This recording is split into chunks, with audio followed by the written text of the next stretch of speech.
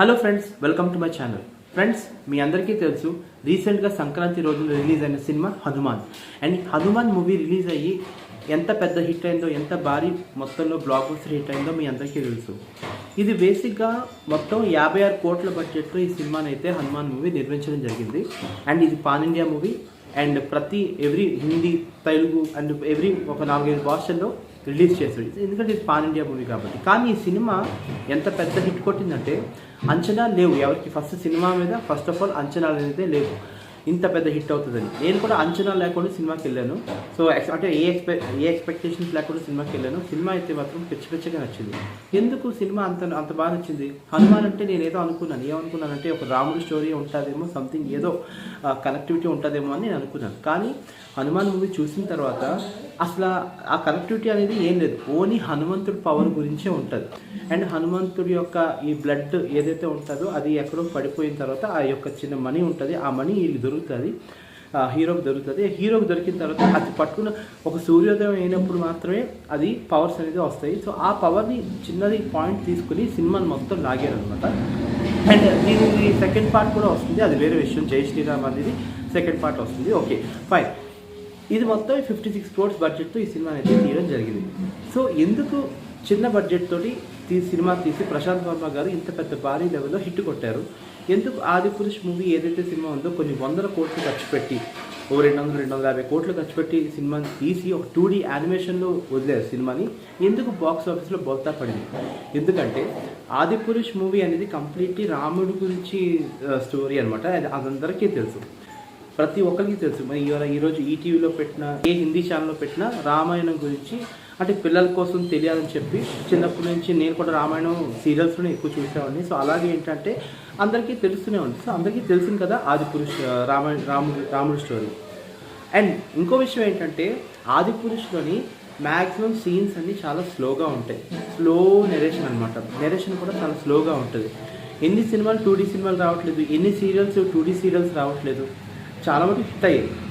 2Dలో తీసిన రామాయణం, 2Dలో చూపిస్తున్న పంచతంత్ర, ఇవన్నీ ఏంటంటే అన్నీ బాగానే అవుతాయి. కానీ ఎందుకు ఆదిపురుష్ మూవీ బోల్తా పడిందంటే కారణం ఏంటంటే స్టోరీ సరిగ్గా లేదు.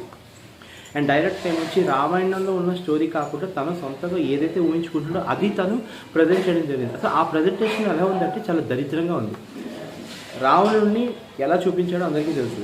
అండ్ రావణుడికి ఒక స్నేక్ మసాజులు, ఇవన్నీ అసలు అనవసరమైన సీన్ అవన్నీ. అండ్ పిల్లలకి చూపించాలనుకుంటే మీరు కావాలంటే పార్ట్ 1, పార్ట్ 2, పార్ట్ 3 చేస్తే చాలా బాగుంటుంది. ప్రతిదీ రామాయణం అనేది చాలా ఇంపార్టెంట్ స్టోరీ. ఈ స్టోరీ పిల్లలకు మీరు నిజంగా పిల్లలకు చూపించాలనుకుంటే పిల్లలకి తగ్గట్టుగా మీరు చూపించాలి. ఎలా పడితే అలా చూపించేస్తే ఎవరు యాక్సెప్ట్ చేయరు, జనాలు కూడా, రైట్? సో హనుమాన్కి ఎందుకు హిట్ అవ్వడానికి కారణం అండ్ ఆదిపురుష్ ఫ్లాప్ అవ్వడానికి కారణం ఏంటంటే ఇదే. ఓకే. అండ్ ఆదిపురుష్ ఓం రావత్ అయితే నిజంగా ప్రభాస్కి చాలా గట్టి దెబ్బ వేశారు నిజంగా. ఓకే. సో నిజంగా అయితే చాలా డిజాస్టర్ అయింది cinema. Disaster movie Adipurush movie చాలా డిజాస్టర్తో ఎండ్ అయింది సినిమా. ఎందుకంటే నరేషన్ బాగోదు, స్టోరీ సీక్వెన్స్ బాగోదు, ఏదో అన్వాంటెడ్ యానిమేషన్స్ అనమాట. ఇది కార్టూన్ నెట్వర్క్, అది అసలు 200 కోట్ల బడ్జెట్తో సినిమా తీసినట్టుగా ఉండదు అసలు. ఏదో చిన్న యానిమేషన్ కార్టూన్ నెట్వర్క్లో వస్తాయి కదా, 2D యానిమేషన్, అలాగని అనుకుంటారు. మరి నిజంగా చెప్పాలంటే అందుకే మనం సినిమాలు ఎందుకు హిట్ అవుతాయి, ఎందుకు ఫ్లాప్ అవుతాయంటే మీ తీసే విధానం బట్టి. ఇప్పుడు స్టోరీ బాగున్నా సరే తీసే విధానం, స్క్రీన్ ప్లే ఇవన్నీ సరిగ్గా లేకపోతే ఎంత మంచి స్టోరీ అయినా సరే పోతుంది. హనుమాన్ మూవీ చూడండి, ఫస్ట్ హాఫ్ కానీ సెకండ్ హాఫ్ కానీ, ఫస్ట్ హాఫ్ బాగుంటుంది, సెకండ్ హాఫ్ ఇంకా అద్భుతంగా ఉంటుంది. దానికి కారణం ఏంటంటే ప్రశాంత్ వర్మ గారి ఐడియాలజీస్ చాలా బాగుంది.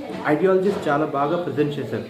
అండ్ ఓపెనింగ్ సీన్ హనుమంతుడి యొక్క విగ్రహాన్ని చూపించే విధానం ఎంత బాగుంటుందంటే ఎక్కడి నుంచి కొండ నుంచి ఇలా షార్ట్స్ చూపిస్తాడు, మొత్తం ఇలా చూపించి చెట్ల నుంచి, వాటర్ నుంచి, అది అద్భుతంగా ఉంటుంది ఆ సీన్స్ మాత్రం. సో అలాగా ప్లాన్ చేయాలి ఏదైనా సరే. బట్ ఆదిపురుష్ మూవీకి ఎందుకు ఫ్లాప్ అయింది అండ్ హనుమాన్ మూవీ ఎందుకు హిట్ అయిందంటే కారణం ఇదే. సో ఎంత బడ్జెట్ పెట్టామనేది ఇంపార్టెంట్ కాదు, ఎంత బడ్జెట్లో తీసామనేది ఇంపార్టెంట్ కాదు. బడ్జెట్ తక్కువైనా మనం ఎలా ప్రజెంట్ చేసాం అనేది ఇంపార్టెంట్ అనమాట. So presentation is important.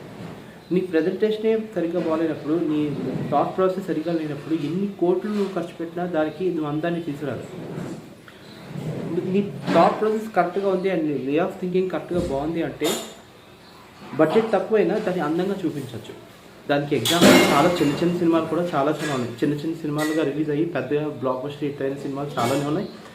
So ఇలాగా ఏంటంటే తీసే విధానం కూడా చాలా బాగుండాలన్నమాట.